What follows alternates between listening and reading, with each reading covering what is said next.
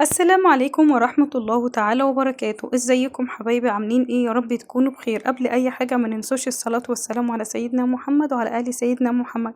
كمان ما ننسوش ندعو لاخواتنا المستضعفين في كل بقاع العالم، اللهم انصرهم واجبرهم جبر تتعجب بيه اهل السماء واهل الارض.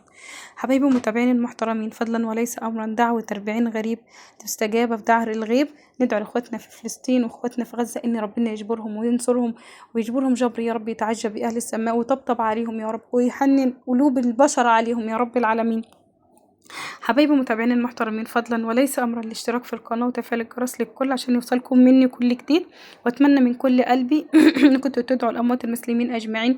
بابا ربنا يرحمه ويغفر له ويسامحه، هو اموات المسلمين اجمعين، اللهم اجعل لهم قبرهم روضه من رياض الجنه يا رب العالمين. حبايبي متابعين المحترمين، النهارده هنتكلم عن فيديو بجد انا الفيديو ده قطع قلبي، وكل مره الفيديو ده بيقطع قلبي، وكل مرة الست حلمية وجعها وألمها هي وأولادها. بجد لا حول ولا قوة إلا بالله. الظلم وحش، الظلم ظلمات ليوم القيامة. منك لله يا داهية، منك لله، حسبي الله ونعم الوكيل فيكي. بكل دمعة بتبكيها حلمية، وبكل دمعة بتبكيها نرمين، وبكل تهمة بتتهميها بنرمين تجربيها وتدوقيها انتي وكل اللي ساعدك ويقف جنبك. تجربوها، وكل اللي عيط نرمين، وكل اللي كان السبب في خراب بيتها ربنا يخرب بيته ويخرب عقله، وربنا يورينا فيهم آية. حسبي الله ونعم الوكيل. انهيار نرمين وعيطها وجع قلبنا، زي انهيار الست حلمية وجعها وعيطها وجع قلبنا، زي كلام الراجل الطيب الغلبان الحاج الدسوقي. طبعا شفنا انهياره وانهيار الست حلمية ورد فعل الست حلمية طبعا على بنتها وحزنها عليها. بجد بجد يا جماعة، الناس دول كتر خيرهم، الله يكون في عونهم. طبعا وانهيار نرمين ودعاها، حسبي الله ونعم الوكيل. انا عمري في حياتي ما شفت المحلاوي ولا اعرف عنه اي حاجة، اتهموني معاه، حسبي الله ونعم الوكيل فيهم. حسبي الله ونعم الوكيل فيهم يا رب. اللي اتهمني يقعد له ويشوف ويجرب يا رب العالمين. طبعا كلمات توجع القلب، كلمات تردد، طبعا انهارت وانهيارها طبعا غلطت وشتمت. على فكرة يا جدعان، يعني انا عن نفسي دايما ببقى ضد الشتيمة، لكن في الحالة بتاعتها هي طبعا يا عيني ليها كام يوم أولادها بعيد عنها ومحرومة منهم. غير ان هي بيتها اتخرب، راحت لجارها علشان خاطر ان هو يكلم لها الراجل وابو احمد ويجيبه لها. بجد بجد ابو احمد ده مهما كان انا ما ادلهوش اي مبرر في اللي هو بيعمله، على الاقل خالص بعد اولادها عنها، على الاقل خالص هو ده اللي ما ادلهاش عذر فيه. يعني ممكن اقول مثلا من كتر الضغوطات، من كتر الغلط اللي هو فيه اللي حصل ده كله، زي على كلامها هي بتقول يا جماعة هو كتر خيره، بس عادي بقى، مش فارقة جواز ولا طلاق، أهم حاجة في الليلة دي كلها أولادي رجعولي وموجودين معايا، فالدنيا بالدنيا وما فيها. يا ربنا بقى يعيني عليهم، وربنا يقويني علشان خاطر إن أنا أصرف عليهم وأربيهم والكلام ده كله. طبعا دلوقتي هيفضلوا يطلعوا بقى يقولوا اصلك هي كده بتشحت، اصلك هي بتقول الكلمتين دول عشان الداعمين يحطوا لها. طبعا هم يا جدعان ما بيرحموش ولا يخلي رحمة ربنا تنزل. فمن هنا بقول لي داهية، منك لله منك لله يا رب تجربي ألم ووجع نرمين بنت حلمية. وانت يا فسو، انت ومراتك تجربوا ألم وحرقة قلب نرمين على أولادها وغيابهم عنها، وتقول لكم والله يا جماعة أنا ما كنتش بنام. بجد بجد صعبت عليا، وجعت لي قلبي. انا بجد كل ما بسمع بس الست حلمية اللي قبل كده، يعني الواحد انهار معاها من العياط، ودلوقتي نرمين نفس النظام. انا متهيالي ما فيش حد في البث المباشر غير لما كان يعيط على الوضع والمنظر اللي هي فيه. منك لله يا داهية، منك لله، ربنا ينتقم منك تشوفيه وتجربيه يا رب. كل ألم وكل دمعة او كل حزن عند الست حلمية واولادها تشوفيه وتجربيه. طول ما انت ليكي في ايد فيه يا رب تشوفيه وتجربيه وتجربي وتدوقي الألم. وقعدت طبعا تقول منك لله يا اللي فبركت لي السكرينات، منك لله، ربنا ينتقم منك. والله بجد كلمات نرمين وصرختها، اول مرة في حياتي اشوف نرمين منهارة بالشكل ده، والصرخات بتاعتها والدموع بتاعتها والوجع بتاعها. منك لله. غياب اولادها عنها صعب قوي يا جدعان، طبعا وبالذات ان الولد لسه صغير بيبي. كانت هي كمان بتقول ان انا كنت في المستشفى بيه وهم اللي عملوا كل ده وهم الخطة بتاعتهم اللي هم خططوها عشان يوقعوني انا فيها. انا كده كده الليلة دي كلها بعيد عنها ومش ماليش دعوة بيها خالص نهائي. في الاخر بصيت لقيت نفسي انا اللي شايلة الليلة كلها وانا اللي موجودة في الموضوع. منكم لله، حسبي الله ونعم الوكيل فيكم. ربنا يا رب قعده لكم في اولادكم، قعده لكم في بناتكم، قعده لكم في كل الناس. انهيار نرمين وحزنها وعياطها، طبعا اي حد فينا يا جماعة طبعا كان هيجرب حتة ان الام تبقى بعيدة عن اولادها او الام بعيدة عن بالذات البيبي اللي هو لسه بيرضع. لسه طبعا كان على طول تعبان يا عيني. فتخيلوا بقى هي متاخدين منها من يوم الجمعة وهي قاعدة يا عيني من غير ما تقول لكم والله ما بنام، والله ما بنام، والله ما بعرف انام ولا اعرف اكل. طبعا انهيارها احنا شفناه. تخيلوا بقى هي كده. الله اعلم بقى جارها اللي كان قال لها حاجة تاني رد كلامها يقول ان هو مثلا ابو احمد مش حاطط في دماغه ان هو يرجعها تاني، عاوز ينفصل. عشان كده هي قالت اني مش فارق معايا جواز ولا طلاق، اهم حاجة عندي اولادي، مفيش حد تاني اكتر من كده. بس انا اقولك من هنا يا نرمين، مع احترامي مع احترامي طبعا لكل الناس، وانتوا قلتوا طبعا ان هو احمد محدش يغلط فيه وان هو راجل محترم وان هو كتر خيره على قد ما كل اللي عملوا فيكي ده وانتي بتقولي عليه كلام طيب. فكان من هنا يا نرمين اقولك ان هو الموقف اللي هو عمله بجد بجد ما ينفعش وما يصحش اساسا ان هو يعمل حاجة زي كده ويخرب بيته علشان واحد هو عارف بين اخوكي ما بينه فيه مشاكل وعارف ان كنتوا فيه مشاكل ما بينكم. افرض يا عم انك انت هيجي يتبلى عليكي، هيقول الحاجة دي حصلت وما حصلتش. افرض انه في سكرينات وما فيش. افرض في الطلقات دي هو جايبها من عندك، ما هو ما جايبها لهوش من قناة المحلاوي، ما واخدش سكرينة بانك انت في المحلاوي، ما واخدش سكرينة انك انت موجوده في المكان الفلاني. فهو مش من حقه ان هو ياخد قرار بالشكل ده وان هو يحرمك من اولادك وان هو ياخدهم منه. برضو على فكره نفس النظام يا نرمين. انا بقول لك، او حتى لو اتطلقتي وانفصلتي، الراجل اللي ما بقاش سند وظهر لمراته ويبقى معاها وقت الشدة، وقت الشدة قبل ما يبقى معاها وقت الفرح، وقت الحزن قبل الفرح، ده معلش معلش مع احترامي ليكي ما ينفعش اساسا. لان حتى لو كان استحمل ولا حتى لو كان اللي حصل ايه، ما كانش عطى فرصة الواحد زي ده يطلع يقول عليك انك انت كدابة وانك انت بوشين ومنافقة وانك انت وانك انت وانك انت. ففعلا بجد حسبي الله ونعم الوكيل في كل اللي ظلمك يا نرمين وجه عليكي وكل اللي قال كلمة هي مش فيكي زي ما انت بتقولي. حسبي الله ونعم الوكيل، وحسبي الله ونعم الوكيل في الاول في داهية. لان هي داهية اللي عملت كل ده، هي اللي مفبركة السكرينات وهي اللي نطقت بلسانها وقالت ان انا اشتريت السكرينات مشترياها على كده. يعني هي جايبة السكرينات مشترياها بفلوس، مش مشترياها هي مخليه حد مفبركها لها وعطيها له فلوس من الاخر. وتقول قال ايه لو طلعت ان هي مفبركه يبقى يروحوا يحاسبوا اللي احنا اشتريناها منه. طب يا اختي تعالي ورينا مين اللي انت اشتريتيها منه علشان خاطر الناس تروح تحاسبه.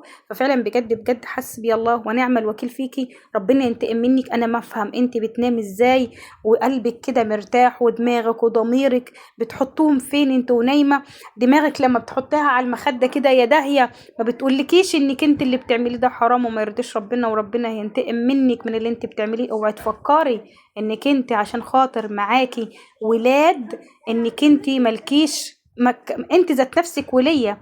فاوعي تفكري انك انت طول ما انت معاكي ولاد ما تفكري انك انت مثلا الموضوع هيعدي كده تعدية الكرام. لا لا لا لا لا، لازم هتجربي وهتدوقي وهيتفبرك لك وهيتعمل عليك وهيتكتب ليك وهتعمل كل اللي بتعمل. وغير كده كل مرة ربنا بيستر وبعد فهتعرفيش انك انت ربنا هينتقم منك. عندك حرم ولادك، عندك اولادك هيجيبوا اولاد.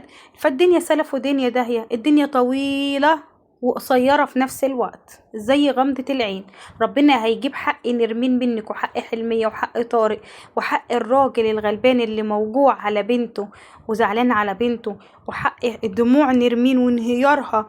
وحسبي الله ونعم الوكيل دي وقت ما هي منهارة وبتعيط اوعي تفكري ان ربنا غير كده. ربنا اسمه العدل يا داهية، ربنا اسمه العدل يا داهية. فربنا هيقص قصاص نرمين منك. حسبي الله ونعم الوكيل فيكي. ربنا ينتقم منك بجد. كل اللي يحب الست حلمية وكل اللي في ذرته من قلبه شاف نرمين وتأثر بيها النهاردة يقول حسبي الله ونعم الوكيل في داهية، ربنا ينتقم منها. تجرب وتشوف اللي فيه نرمين، تجرب وتشوف وتعيش الوضع ده هي في حياتها علشان تحس بوجع الناس وألم الناس. ده انت ولية لا عندك دين ولا عندك ضمير ولا عندك رحمة ولا عندك أي حاجة. عاجبك كده لما كل بس مباشر الست حلمية بتفتحه يا إما هي منهارة يا إما بنتها منهارة. عاجبك كده؟ ارتحتي يا داهية لما جت نرمين في بيت أبوها وهتتطلق؟ ارتحتي؟ يا رب تكوني ارتحتي.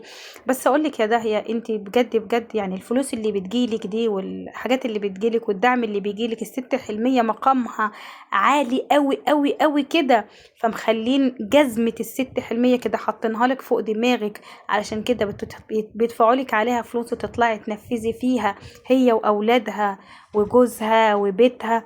يا شيخة اتقي الله في حالك، حسبي الله ونعم الوكيل فيكي. اتقي الله في حالك، ربنا ينتقم منك. تدوقي وتجربي وجع نرمين، وكل واحد يطلع يتكلم على نرمين ولا يقول في حقها حاجة ولا يقول في حقها حاجة، حسبي الله ونعم الوكيل به وكفى. ربنا ينتقم منك أعز الانتقام. انت وقلاضيشك اللي وراكي، انت وكلابك اللي بيهوهوا وراكي، انت الكلاب اللي بياخدوا الفتافيت بتاعتك ويطلعوا يعوعوا وراكي. حسبي الله ونعم الوكيل في قلة وشخيرة وبنت القبح، حسبي الله ونعم الوكيل فيهم. رب يدوقوا ويجربوا، وكل اللي معاه ولية يدوق ويجرب ألم نرمين ووجعها وحرقتها وانهيارها على أولادها. كلكم تجربوا من نفس الكاس. منك لله يا داهية، حسبي الله ونعم الوكيل فيكي. لك من عند الله ما تستحقي. يا رب ورينا عجائب قدرتك في داهية، يا رب ورينا عجائب قدرتك في داهية، يا رب ورينا عجائب قدرتك في داهية، يا رب ورينا عجائب قدرتك في داهية. ورينا فيها آية يا رب، يا رب ورينا فيها آية يا رب. حق نرمين وحق الست حلمية يا رب، يا رب تجيب حقها. سبحان الله يا رب، تحكمت الظالم في المظلوم. يا رب، يا رب فك كرب نرمين ويسر لها حالها ويجعل لها من كل ضيق مخرج يا رب العالمين. بس ارجع واقول برضو جوز نرمين مش صح، وهو اللي عمله ده غلط واكبر غلط. حتى لو كان فيه ضغوط دلوقتي كان صبرت واستنيت لحد ما تشمتش فيها الناس، وانت عارف ان هي اعدائها كتير وان هم اللي هيشمتوا فيها كتير، وعارف اللي حاصل مع نرمين ومع الست حلمية. المفروض انت كنت بقيت اخ لطارق، بقيت سند لظهر لطارق، بقيت واقف معاه، مش تروح ترميله اخته وتزود عليهم الهم هم، مش تروح ترميله اخته وتروح تزود هم الست حلمية هم. ده انت المفروض كنت بقيت يا ابو احمد سند وظهر لنرمين والطارق وللست حلمية. مش انت اول ما واحد جالك ده، دي قلة ثقة، دي قلة ثقة. انا كده متهيألي باللي حاصل ده يعني واللي شايفه الواحد يقول انه السكرينات اللي بتاعت المحلاوي يعني ابو احمد ما يعرفش عنها حاجه بقى. ما احنا خلينا نقول كده، اما لما انت واحد وراك كومنت مكتوب وقال لك ان مراتك راحت عملت واحد اتنين تلاته، صدقت الكلام ومشيت وراه، ولدرجه خدت مراتك وطردتها من بيتك ورميتها وخدت اولادها. ده ايه العقاب بتاعك ده؟ ايه العقاب ده بجد بجد؟ لا انا مش معاه نرمين، حتى لو كان مهما كان محترم ولا كان ايه بالظبط، بس في الاول والاخر اللي حصل ده ما يرضيش ربنا خالص. ربنا عمره ما قال كده، ربنا اسمه العدل. ربنا قال وعزتي وجلالي لأنصرنك لو بعد حين. فربنا هيجيب لك حقك وهيخلصه لك والله يا نرمين، والله ربنا هيجيب لك حقك ويخلصه لك يا نرمين. وخليكي فاكرة كلامي، ربنا يمهل ولا يهمل، ربنا يمهل ولا يهمل.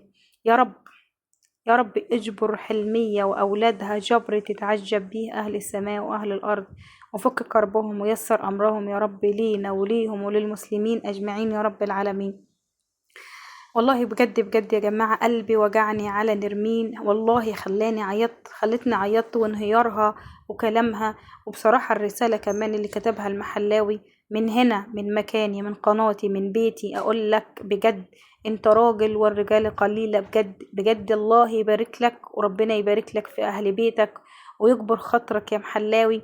الكومنت اللي كتبته بصراحة تستاهل عليه تحية بجد بجد، وفعلا انت راجل بمعنى الكلمة. فربنا يحفظك بحفظه وربنا يعزك يا رب العالمين. لما قال لها انا فعلا صدقت وامنت انك انت اتظلمت وبتظلمي لما اتفبركت لك الرسائل، ومن وقتها انا قلت انك انتي اختي ولازم اجيب لك حقك واخلصهولك لحد عندك. سبحان الله، يعني ربنا بيشخص عباد العباد عشان تعرفوا بس ان ربنا سبحان الله وتعالى فكاك الحمول. فكاك الحمل، وربنا سبحان الله وتعالى ما بيسيبش حمل على بر، ربنا يمهل ولا يهمل. بجد بجد كل واحد ربنا هيجيب له حقه. فبجد بجد شابوه ليك يا محلاوي، شابوك ليك، وتترفع لك القبعة اقسم بالله، لانك انت شخص محترم جدا، وشخص فعلا فعلا ابن بلد وراجل، والرجال قليلة اقسم بالله. مش القلاضيش اللي طالعين وعاملين نفسهم رجالة وهم اساسا بيسبوا في اولاد بناتهم، بنات اهاليهم، بنات بأولادهم. واللي عامل نفسه مصلح اجتماعي وبيتكلم والبلد وما بلدش، هو أحمد عبد العال ده. عاوز أقول له معلش، هو فينك أنت أساسا في الليلة دي كلها؟ فين حق نرمين؟ فين حق نرمين في السكرينات اللي اتفبركت وأنت عارف إن السكرينات متفبركة؟ فين ده؟ فين المرجلة بتاعتكم اللي انتوا بتتكلموا عليها وبتحكوا عليها؟ وارجع واقول لك يا نرمين، ربنا هيجيب لك حقك، صدقيني قسما بالله ربنا هيجيب لك حقك. بس انت قولي يا رب، قولي حسبي الله ونعم الوكيل، فوضي امرك لله. فربنا خلاص الحقوق موجود، يمهل ولا يهمل. بجد لله الامر من قبل ومن بعد. حسبي الله ونعم الوكيل فيك يا داهية، حسبي الله ونعم الوكيل فيك يا داهية. يا رب تدوقي وتشربي من نفس الكاس اللي بتشربه حلمية واولادها، يا رب تدوقي وتشربي من نفس الكاس اللي شربتيه لاختك واولادها. حسبي الله ونعم الوكيل. فوضت امري لله فيكي انتي واتباعك، انت وكناديشك اللي وراكي، انت وكلابك اللي وراكي، والرجال العار اللي عندك، اللي هم لا عندهم ذمة ولا ضمير. لكن ذمة وضمير ايه وانت اساسا واحدة بتبيعي بلدك وتبيعي اهلك وتبيعي اخواتك وبتغسلي اموال وبتعملي كل الحاجات ده؟ من اين لك هذا يا داهية؟ من اين لك هذا؟ كل الحاجات دي كلها من اين لك هذا؟ جبتها امتى وليه وعشان ايه ومن امتى؟